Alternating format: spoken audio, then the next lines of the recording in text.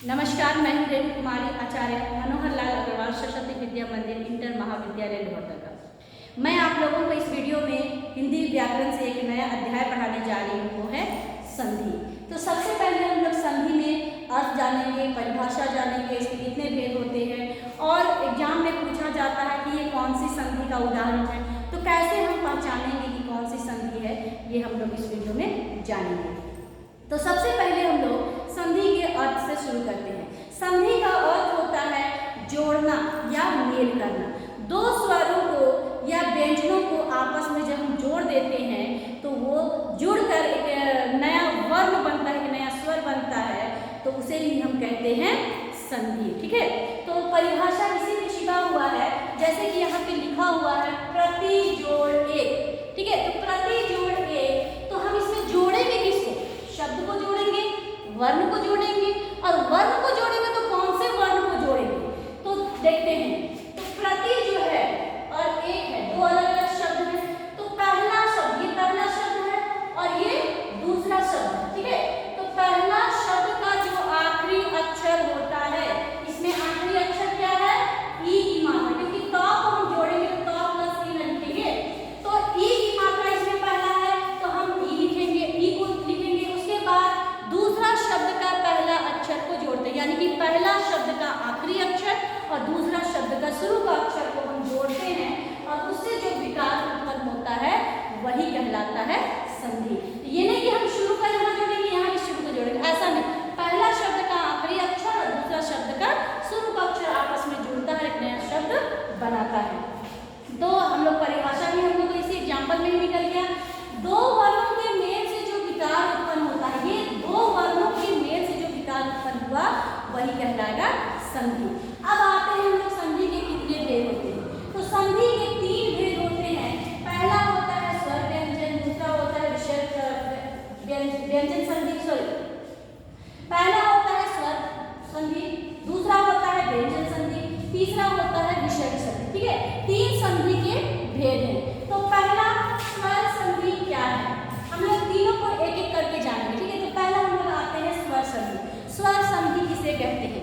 जैसा कि नाम से ही पता है, स्वर यानी कि स्वर अगर आपस में मिलते हैं तो वो स्वर संधि कहलाता है। स्वरों को आपस, केवल स्वर, 11 स्वर है, अगर कोई भी स्वर आपस में मिलते हैं तो वो स्वर संधि कहलाता है। जैसे कि प्रति जोड़ एक। ठीक है, तो यहाँ पर लास्ट अक्षर हमारा क्या है? ई है, प्लस क्या है? ए है, शुरू का ए है, तो क्या मिला? दोनों आपस में स्वर है ना, तो दोनों स्वर आपस में मिलते हैं और एक शब्द बनाते हैं, तो वही कहलाता है स्वर संधि। यानी कि स्वर संधि में केवल दोनों क्या होते हैं? दोनों शब्द में स्वर जुड़ता है, एक व्यंजन एक स्वर में, दोनों का दोनों शब्द में पहला शब्द का आखिरी अक्षर, दूसरा शब्द का पहला अक्षर क्या होना चाहिए? स्वर होना चाहिए, तब ये स्वर संधि के अंतर्गत आता है। ठीक है, तो ये तो है स्वर संधि। तो अब स्वर संधि, हम स्वर संधि के भेद जानेंगे कि स्वर संधि के कितने भेद होते हैं, और अक्सर यहाँ से क्वेश्चन रहता है स्वर संधि के भेद से ही कि इनमें से उदाहरण में पहचानिए कि कौन सा संधि है, नाम लिखने के लिए आता है। तो हम लोग देखते हैं कि स्वर संधि के कितने भेद होते हैं। तो जो मैं बता रही थी कि स्वर संधि के 5 भेद होते हैं। संधि के 3 भेद होते हैं, गुण संधि के 3 भेद होते हैं, स्वर संधि, व्यंजन संधि और विसर्ग संधि।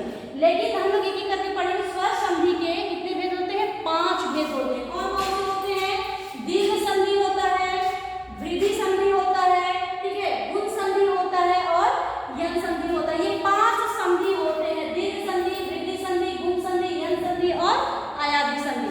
स्वर संधि के अंतर्गत ये 5, और यहाँ यही पांचों से आपका एक क्वेश्चन रहता ही है। तो ये 5 स्वर संधि के भेद हैं। तो हम एक एक करके पढ़ेंगे। दीर्घ संधि किसे कहते हैं? ठीक है, दीर्घ संधि क्या है, एक एक करके जानेंगे हम लोग। तो दीर्घ संधि हम किसे कहेंगे? दीर्घ संधि क्या है? ठीक है, तो दीर्घ संधि, दीर्घ यानी कि हम लोग जानते हैं ह्रस्व स्वर, दीर्घ स्वर कहते हैं। ह्रस्व स्वर जो छोटी मात्रा होती है, दीर्घ जो बड़ी मात्रा होती है, ठीक है, उसको हम लोग दीर्घ कहते हैं। तो दीर्घ मतलब कि बड़ा, जो ह्रस्व से बड़ा होता है। तो इस दीर्घ संधि के अंतर्गत 4 स्वर आते हैं। कौन कौन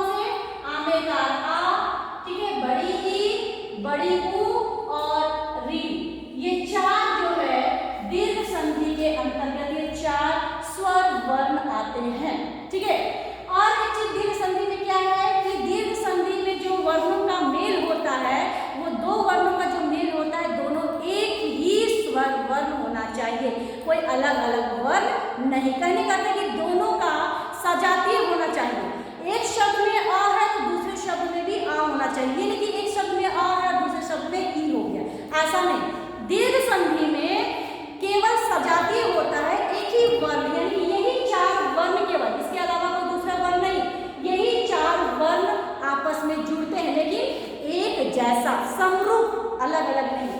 तो जैसे कि यहाँ पर पहला हम देखे हैं आ, ई, उ और री, ये चार होता है, मैं आप लोगों को बताई। तो आ में क्या होता है, जैसे देखिए आ प्लस आ बराबर क्या होता है अ, दोनों जो जुड़ा है दोनों क्या है अ ही है, इसमें कोई अंतर नहीं है, ठीक है, दोनों एक जैसा वर्ण है, ये नहीं यहाँ आ इसमें ई है, ऐसा नहीं। दीर्घ संधि में दोनों सजातीय होता है, यानी कि अ प्लस आ बराबर आ, लेकिन छोटी आ हो चाहे बड़ी आ हो, छोटी छोटी आ मिलकर बड़ी आ बनती है, छोटी और बड़ी मिलेगी तभी, यानी कि ह्रस्व मिले या दीर्घ मिले, ह्रस्व स्वर मिले या दीर्घ स्वर मिले, दोनों मिलकर दीर्घ में ही होता है, चाहे दीर्घ पहले हो और ह्रस्व बाद में, दूसरा शब्द में ह्रस्व हो या दोनों में दीर्घ स्वर हो, लेकिन बनेगा क्या दीर्घ में, यानी कि दो शब्दों का वर्ण जो हम जोड़ते हैं दोनों में दीर्घ भी हो या एक में छोटा हो एक में बड़ा हो तब भी आगे बनेगा। जैसे देखिए हम राम जोड़ अवतार, राम में म है यानी कि अ है, यहाँ भी अ है,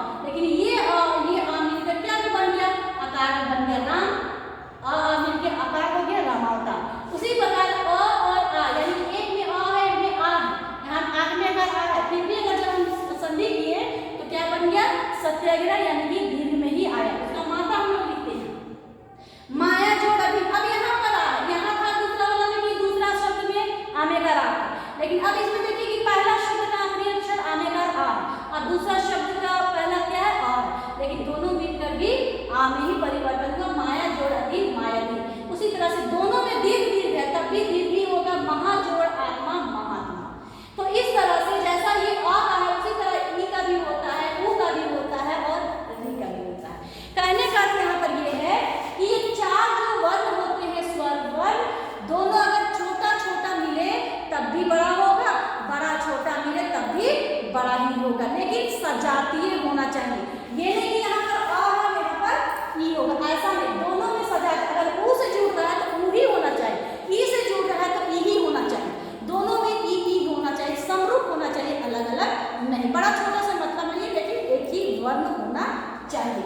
उसी तरह देखिए ई में देखिए ई प्लस ई बराबर ई, यानी कि कवि जोड़ इंद्र कविंद्र, ई प्लस ई बराबर बड़ी, परि जोड़ इच्छा परीक्षा, यहाँ छोटी है बड़ी है परीक्षा हुआ, ई प्लस ई नारी जोड़ इंद्र नारिंद्र, ई प्लस ई सती जोड़ इस सतीश, यानी कि दोनों में देखिए कि बड़ी ही है, इसमें छोटी की बड़ी ही है, लेकिन भी जब हम संधि किए तो बड़ी नहीं आया, लेकिन कहीं पर छोटी ई का मात्रा नहीं है, तो सब में क्या है बड़ी है, यानी कि छोटी ई पहले आए या बड़ी ई पहले आए, कुल मिलाकर जब हम संधि करते हैं तो बड़ी ई में ही होता है। उसी प्रकार ऊ में ही आएगा, जिस तरह से आ और ई में हुआ उस तरह ऊ में भी होगा, अगर ऊ मिले तब भी बड़ी ऊ होगा, चाहे पहला शब्द में बड़ी ऊ है या दूसरा शब्द में छोटी ऊ है, कुल मिलाकर दोनों सब में बड़ी ऊ ही होगा। जैसे कि भानु जोड़ उदय भानुदय, लघु जोड़ ऊर्जा लघुजा, भू जोड़ उन्नति उन्नति, वधु जोड़ ऊर्जा वधुजा, सब में देखिए चारों जो संधि किए सब में बड़ी ऊ की मात्रा है, इधर देखिए छोटा बड़ा दोनों शब्द में अलग अलग है, लेकिन जब हम संधि किए तो संधि में क्या होगा बड़ी ऊ ही होगा। और चौथा जो नियम है इसमें री, अगर री मिलता है तब भी क्या होता है री ही होगा, पितरी जोड़ री पितरी, यानी कि री मिल गया तो अलग अक्षर होगा, ऐसा नहीं री मिलेगा तो री ही होगा, क्या होगा पितरी। तो ये चार अक्षर आता है दीर्घ संधि में, दीर्घ यानी कि बड़ा, दीर्घ संधि में केवल चार वर्ण याद रखोगे आ ई ऊ और री, ये चार अक्षर आप लोग चार वर्ण याद करोगे और चारों वर्ण जो होता है किसी भी हालत में क्या होगा दीर्घ ही होगा। दीर्घ कब होगा जब सजातीय होगा, एक समान वर्ण आपस में जुड़ेगा तब किसी भी हालत में वो बड़ी में ही होगा, दीर्घ में ही होगा, इसलिए इसका नाम दीर्घ संधि पड़ा है। किसी भी हालत में जैसे आ में किसी भी हालत में छोटा बड़ा को जोड़ के फिर भी बड़ी आ नहीं हुआ है, ई में भी किसी भी हालत में देखिए बड़ी ई हुआ है, ऊ में भी देखिए बड़ी ऊ ही हुआ है, री को तो छोड़ दीजिए री मिला है, लेकिन ये तीन में हम